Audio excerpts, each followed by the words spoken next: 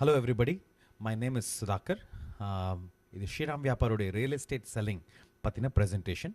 உங்களுக்கு real estate எப்படி விற்பது அப்படின்றத ஒரு ப்ரெசன்டேஷன் உங்களுக்கு கொடுக்கலான்னு ஒரு ஐடியா.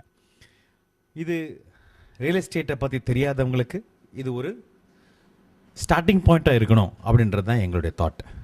இது எல்லாராலையும் எங்களால் மீட் பண்ண முடியாது, அதனால தான் இந்த வீடியோவாக உங்களுக்கு கொடுக்குறேன். First of all, real estate விற்கிறதுன்றது ஒரு ஆர்ட். அதை சயின்ஸாக மாற்றணுன்னா அது உங்கள் கையில் தான் இருக்குது. இன்றைக்கு real estate is a very disorganized market. இது இப்பொழுது கரெக்டாக போகவில்லை என்பதற்காக, அதனால் அதை ஃபிக்ஸ் பண்ணணும் அப்படின்னா அது எப்படி பண்ணணும் அப்படின்றதுக்காக தான் இந்த ப்ரெசன்டேஷன். ஸோ இதனுடைய ரியல் எஸ்டேட் விற்கிறதுக்கு பெஸ்ட் ப்ராக்டிசஸ், இதை பற்றி எப்படி ஒரு அருமையாக வீட்டு மனை அது எல்லாவற்றையும் விற்பதற்கு எது ஒரு கரெக்டான ப்ரொசீஜர் அப்படின்றதுக்கு ஒரு ஸ்மால் ப்ரெசன்டேஷன் கொடுக்குறோம் நாங்கள். சரி, முதல்ல பிஃபோர் ஈவன் ஒரு ரியல் எஸ்டேட்டை விற்கிறதுக்கு ஆரம்பிக்கிற முன்னாடி நீங்கள் எப்படி இருக்கணும்? இப்போ ஒருத்தர் வீடு வாங்குறாருன்னா எதை பார்த்து வாங்குறாரு? ஆள் பாதி ஆடை பாதி, இதுதான் முக்கியம். இந்த ரெண்டு பேரில் யார் உங்களுக்கு விற்றா உங்களுக்கு பிடிக்கும்? ஒருத்தர் இப்படி ட்ரெஸ் பண்ணியிருக்காரு, இன்னொருத்தர் இப்படி ட்ரெஸ் பண்ணியிருக்காரு. நீங்கள் எப்படி ட்ரெஸ் பண்ணியிருக்கீங்களோ அதை பேஸ் பண்ணி தான் உங்கள் கஸ்டமர் உங்களை பற்றின ஒரு இம்ப்ரெஷனை ஃபார்ம் பண்ணிப்பாங்க. அதனால் அந்த இம்ப்ரெஷனை பெஸ்ட் இம்ப்ரெஷனாக இருக்கிறதுக்கு நீங்கள் எப்படி ட்ரெஸ் பண்ணியிருக்கீங்க அது ரொம்ப முக்கியம். நெக்ஸ்ட்டு, எதெல்லாம் நீங்கள் பண்ணணும்? முக்கியமானது, ஓனர் யார்? ஒரு வீட்டை விற்கணும்னா அவர் ஓனர் யார் என்பது உங்களுக்கு தெரிஞ்சிருக்கணும். இது மற்றவங்களுக்கு தெரிஞ்சு இன்னொருத்தருக்கு அவருக்கு தெரிஞ்சு அது பிரயோஜனம் கிடையாது. உங்களுக்கு அந்த ஓனரை டைரெக்டாக தெரிஞ்சிருக்க வேண்டும். இல்லாவிட்டால் அந்த ஒரு மீட்டிங் கேட்பாங்க. அந்த மீட்டிங் கேட்கும் பொழுது அது உங்களுக்கு அந்த ஓனரை காமிக்க முடியலை அப்படின்ற பொழுது உங்களை பற்றின இம்ப்ரெஷன் கம்மியாயிடும். அதனால் ரொம்ப முக்கியம், ஓனரை உங்களுக்கு தெரிஞ்சிருக்கணும். எக்ஸ்பெக்டேஷன். இப்போ நான் ஒரு வீட்டை விற்கணும், என்னுடைய லேண்டு ஒன்று விற்கணும் அப்படின்னா என்னுடைய எக்ஸ்பெக்டேஷன் எப்போவுமே அதிகமாக தான் இருக்கும். ஒரு இடத்துல என்னால் ஒரு 50 லட்சம் ரூபாய் அப்படின்ற, எனக்கு விருப்பமானது என்ன, எனக்கு 1 கோடி வரணுன்றது தான் எனக்கும் ஆசை இல்லைங்களா? அதனால் சொல்லும் பொழுது நான் 1 கோடி தான் வேணும் அப்படின்னு சொல்லுவேன். ஆனால் நீங்கள் தான் அந்த எக்ஸ்பெக்டேஷனை அந்த கஸ்டமருக்கு எடுத்து சொல்லணும். சார், இந்த இடத்துல பக்கத்தில் இவ்வளோ தான் விற்குது. ஒரு நார்மல் ஆவரேஜ் பயர் அப்படி தான் பார்ப்பாங்க இல்லைங்களா? சிலது எக்ஸ்ட்ரானரி பயர்ஸ். அந்த எக்ஸ்ட்ரானரி பயர் வருதுன்றது ஒருத்தர் 1 கோடி ரூபாய் கொடுத்து வருவாங்களா? வர சான்ஸ் இருக்குது, யார் இல்லைன்றாங்க. பட் ஆனால் அந்த எக்ஸ்பெக்டேஷன் எல்லாரும் பண்ண முடியுமா? பண்ண முடியாது. அது 1 1000 1 நடக்கலாம். ஆனால் கண்டிப்பாக ஒருத்தர் விற்கணும்னு நினச்சாருன்னா அந்த எக்ஸ்பெக்டேஷன் நீங்கள் தான் மேனேஜ் பண்ணணும். அவர்கிட்ட, சார் இந்த ப்ராப்பர்ட்டிக்கு இந்த வேல்யூ தான் உங்களுக்கு கரெக்டானது, அதை உங்களுக்கு தெரியவில்லை என்றால் எங்களிடம் கூப்பிடலாம். ஸ்ரீராம் வியாபாரை அணுகினீர்கள் என்றால் நாங்கள் சொல்லுவோம், இந்த வண்டி இந்த விலை, இந்த இடத்தில் இந்த விலை தான் போகின்றது அப்படின்ற அந்த ஒரு விளக்கத்தை நம்ம எடுத்து சொல்கிறதுக்கு ஒரு வாய்ப்பு. சரிங்களா? அந்த எக்ஸ்பெக்டேஷனை நீங்கள் தான் மேனேஜ் பண்ணணும். என்னெல்லாம் பண்ணணும் அப்படின்றதுக்கு நீங்கள் பார்த்துக்கணும். ஸ்கெட்சு கையில் உங்ககிட்ட ஸ்கெட்சு கண்டிப்பாக இருக்க வேண்டும். ஒரு ப்ராப்பர்ட்டியோட ஸ்கெட்சுக்கு உங்கள் கையில் இல்லைன்னா ப்ராப்பர்ட்டி உங்ககிட்ட இல்லை என்று தான் ஒரு பையர் நினைப்பாங்க. அதனால் அந்த ஸ்கெட்ச், அதனுடைய மெஷர்மெண்ட் என்ன, ரோடு வித் என்ன, அதனுடைய எங்கே இருக்குது ப்ராப்பர்ட்டி, அது சவுத் ஃபேஸிங் ப்ராப்பர்ட்டியா நார்த் ஃபேஸிங் ப்ராப்பர்ட்டியா, அந்த பற்றின எல்லா விவரங்களும் உங்களுக்கு ஸ்கெட்ச் மூலியமாக கண்டிப்பாக இருக்க வேண்டும். Title verification. இது க்ளீன் டைட்டிலா, இதில் பட்டா லேண்டா, புறம்போக்கு லேண்டா, என்ன மாதிரி லேண்டு அப்படி என்ற டைட்டில் வெரிஃபிகேஷன் உங்களுக்கு கண்டிப்பாக இருக்க வேண்டும். முடிந்தால் நீங்களே பார்க்க வேண்டும். இல்லாவிட்டால் அட்லீஸ்ட் அந்த ஓனர்கிட்ட அந்த கன்ஃபர்மேஷன், இது க்ளீன் டைட்டில், இது மேலே லிட்டிகேஷன் எதுவும் இல்லை, கேஸ் எதுவும் இல்லை அப்படின்ற அந்த ஒரு வெரிஃபிகேஷன், உங்களுக்கு அந்த கான்ஃபிடென்ஸ் அந்த ப்ராப்பர்ட்டி செல்லர் மேலே உங்ககிட்ட இருக்கணும். அந்த ப்ராப்பர்ட்டியை பற்றின ப்ரோஸ் அண்ட் கான்ஸ் என்ன, இந்த ப்ராப்பர்ட்டிக்கு என்ன நல்லது என்னது கெட்டது. இது சவுத் ஃபேஸிங் ப்ராப்பர்ட்டி அப்படி என்றால் வாஸ்து கம்ப்ளைண்ட்டில் கொஞ்சம் ப்ராப்ளம் வரும்னு நினைக்கிறாங்க. அதையும் மாற்றுறதுக்கான வழிகள் உண்டு.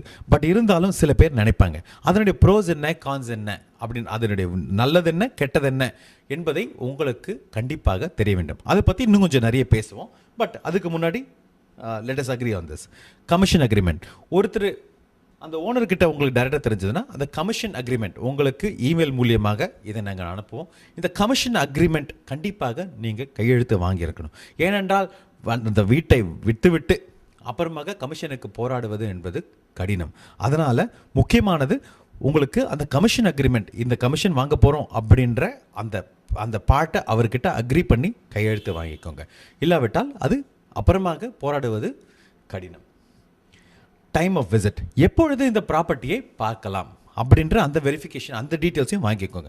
எனக்கு சாட்டர்டே தான் பார்த்துக்க முடியும், இல்லை சண்டே தான் பார்க்க முடியும் அப்படி என்றால் அந்த என்றைக்கு எப்பொழுது இந்த ப்ராப்பர்ட்டியை நான் ஒரு பையர் வருவதுன்னா எத்தனை மணிக்கு வரலாம், எப்போ வரலாம், அந்த டீட்டெயில்ஸ்லாம் நீங்கள் கையில் வச்சுக்கணும். ஸோ தட் அந்த ஓனருக்கு எப்போ கன்வீனியண்ட்டாக இருக்கோ அதை காமிச்சிங்கன்னா அந்த ப்ரொஃபஷனலிசம். இதில் முக்கியமானது நான் சொல்ல வேண்டியது என்னென்னா ப்ரொஃபஷ்னலிசம். ஒரு அந்த ப்ரொஃபஷனலிசமை காட்டுறது தான் ஸ்ரீராம் வியாபார் ஏஜென்ட் ஆகிய உங்களுக்கு இது முக்கியமானது. அதுதான் we are all going to be acting like a representative. ஒரு ரெப்ரசன்டேட்டிவ், ஸ்ரீராம் வியாபார் ரெப்ரசன்டேட்டிவ்னா இப்படி தான் இருக்கணும் அப்படின்ற ஒரு வழிமுறைகள் உண்டு. அது முக்கியமானது இது. இப்போ ஒரு ப்ராப்பர்ட்டி காமிக்கணும்னா ஒரு பையர்கிட்ட எப்படி காமிக்கணும்? ஒரு ப்ராப்பர்ட்டியும் ஒரு பெண்ணை காமிப்பதும் ஒன்று தான். ஒரு பிரைடை காமிக்கணும்னா எப்படி காமிப்பீங்க? அந்த அந்த ஒரு ப்ராப்பர்ட்டியை ரெடி பண்ணணும், அதற்கு நீங்கள் எக்ஸ்பிளைன் பண்ணணும். சார் இந்த ப்ராப்பர்ட்டியை இப்படி வைங்க. ஒரு முள்ளு செடி வளர்ந்துருக்கிற ஒரு பிளாட்டை விற்கணும்னா கஷ்டம். அதை நல்லா ரெடி பண்ணி லெவல் பண்ணி சாண்ட் போட்டு ஃபில் பண்ணி அதை ஒரு பொண்ணை காமிப்பது எப்படியோ அதே மாதிரி தான் உங்கள் ப்ராப்பர்ட்டியும் நீங்கள் காமிக்கணும். அதுதான் முக்கியம். இப்பொழுது எக்ஸாம்பிளுக்காக சொல்கிறேன், இதை ஒன்றும் தப்பாக நினைக்க வேண்டாம். இதில் எந்த பெண்ணை நீங்கள் பெண் பார்ப்பதற்கு என்றால் எந்த பெண்ணை விரும்புவீர்கள் இல்லைங்களா? இந்த மாதிரி ட்ரெஸ் பண்ணியிருக்கணுமா, இந்த மாதிரி ட்ரெஸ் பண்ணியிருக்கணுமா ஒரு பெண், அதுதான் முக்கியம். ஸோ அதனால் ஒரு பெண்ணை காமிப்பதும் ஒரு ப்ராப்பர்ட்டி காமிப்பதும் ஒன்று.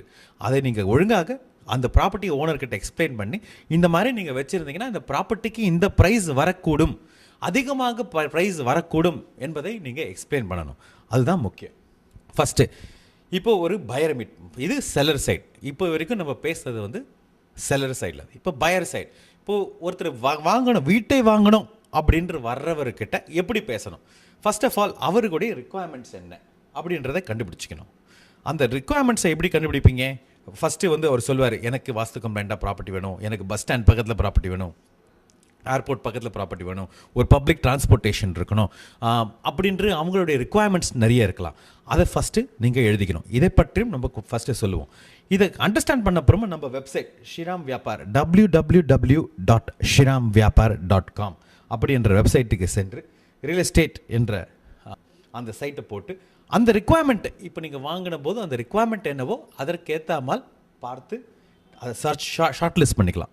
இப்போது எனக்கு இந்த மாதிரி ப்ராப்பர்ட்டி, எனக்கு அண்ணா நகரில் ப்ராப்பர்ட்டி வேணும் அப்படி என்றால் நான் என்ன மாதிரி 2 கிரவுண்டு ப்ராப்பர்ட்டி எத்தனை ப்ராப்பர்ட்டி 2 கிரவுண்டில் இருக்குது அப்படின்னு நீங்கள் சர்ச் பண்ணிக்கலாம். இப்போ பார்த்தீங்கன்னா கிட்டத்தட்ட நம்மக்கிட்ட 2500 ப்ராப்பர்ட்டிகள் நம்ம கையில் இன்றைக்கு தமிழ்நாட்டில் மட்டும் 2500 ப்ராப்பர்ட்டி நம்மக்கிட்ட இருக்குது.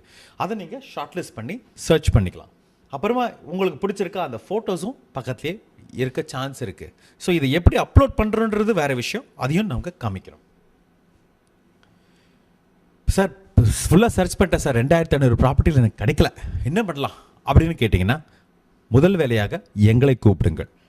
எங்கள் நம்பர் இதோ இருக்குது, எங்கள் இமெயில் அட்ரஸ் இதோ இருக்குது.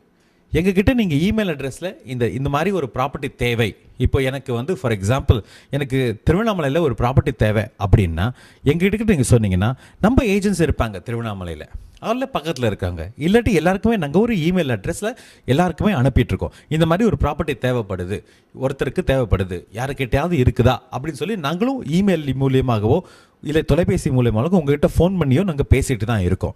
அந்த மாதிரி நாங்கள் கேட்கும் பொழுது நீங்களும் அந்த இடத்துல இருக்கும் அந்த ஒரு ஏஜென்ட்டோ ஒரு ஃப்ரான்ச்சைஸியோ நம்மக்கிட்ட பேசும்பொழுது நீங்கள் அந்த ப்ராப்பர்ட்டியை கரெக்டாக இருந்துச்சுன்னா எங்ககிட்ட கொடுத்தீங்கன்னா we will find the buyer for that particular property. அந்த ப்ராப்பர்ட்டிக்கு வாங்குவதற்கான ஒரு நபரை கண்டுபிடிக்க வாய்ப்பு.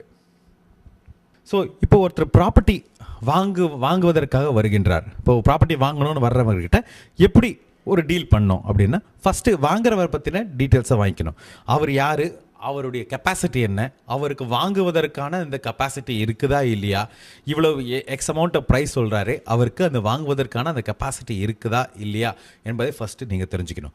அவரை பற்றியும் அவர் ஃபேமிலி டீட்டெயில்ஸை பற்றியும் நீங்கள் கண்டிப்பாக தெரிஞ்சுக்கணும். இதில் வாங்குறதுல யார் டெசிஷன் மேக்கர், ஏன்னா 2 பேர் ஒரு அண்ணன் தம்பியை வாங்கலாம், அண்ணன் தம்பினா யார் இதில் டெசிஷன் மேக்கர் அப்படின்றத நீங்கள் கண்டிப்பாக தெரிஞ்சு கொள்ள வேண்டும். அப்புறமா அவங்களுக்கு யார் வாங்குறாங்களோ எல்லாரு கூடயும் பேசினாலும் அவங்களுக்கு